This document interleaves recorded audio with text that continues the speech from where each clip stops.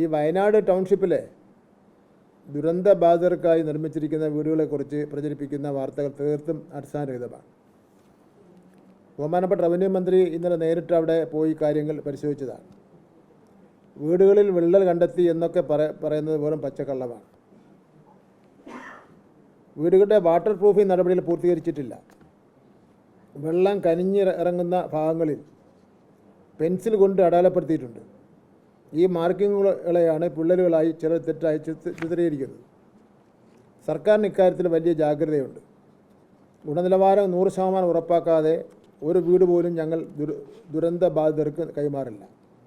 നിർമ്മാണ കരാർ ഏറ്റെടുത്തിരിക്കുന്ന ഊരാളുങ്കൽ സൊസൈറ്റിക്കാണ് അടുത്ത 5 വർഷത്തേക്കുള്ള അറ്റകുറ്റപ്പണികളുടെ ചുമതല സുതാര്യത ഉറപ്പാക്കുവാൻ വേണ്ടി മൊത്തം തുകയുടെ ഒരു നിശ്ചിത ശതമാനം സർക്കാർ തടഞ്ഞു വച്ചിരിക്കുകയാണ്. 5 വർഷത്തിനിടയിൽ ഏതെങ്കിലും പരാതികളില്ലെങ്കിൽ മാത്രമേ ഈ തുക അവർക്ക് വിട്ട് കൊടുക്കുകയുള്ളൂ. ഗുണഭോക്താക്കൾ നേരിട്ട് കണ്ട് തൃപ്തി രേഖപ്പെടുത്തിയ ശേഷം മാത്രമേ താക്കോൽ കൈമാറ്റം നടക്കുകയുള്ളൂ. ഓരോ വീടിനും ഫർണിച്ചർ വാങ്ങാനായി 1 ലക്ഷം രൂപ വീതം വരെ സർക്കാർ അനുവദിക്കുന്നുണ്ട്. കഴിഞ്ഞ 20 മാസമായി മുടങ്ങാതെ വാടകയും ആനുകൂല്യങ്ങളും നൽകുന്ന ഈ സർക്കാർ ജനങ്ങളുടെ അവകാശങ്ങൾ സംരക്ഷിക്കുന്ന കാര്യത്തിൽ വിട്ടുവീഴ്ച ചെയ്യില്ല. ഇവിടെ വിള്ളൽ തിരഞ്ഞ് നടക്കുന്ന കോൺഗ്രസിനോടും യൂത്ത് കോൺഗ്രസിനോടും എനിക്ക് ഒന്നേ ചോദിക്കാനുള്ളത്, ഒരു പ്ലാൻ പോലുമില്ലാതെ കല്ലിട്ട് പോയ ആ വീടുകൾ എവിടെ?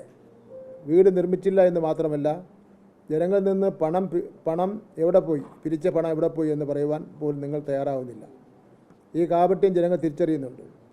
പിരിച്ച പണത്തിൻ്റെ കണക്ക് പറയാത്തവർ സർക്കാരിൻ്റെ വികസന പ്രവർത്തനങ്ങളെ തടസ്സപ്പെടുത്താൻ നോക്കിയാൽ ജനങ്ങൾ തന്നെ നിങ്ങളെ ചോദ്യം ചെയ്യുന്ന കാര്യത്തിൽ യാതൊരു സംശയവുമില്ല.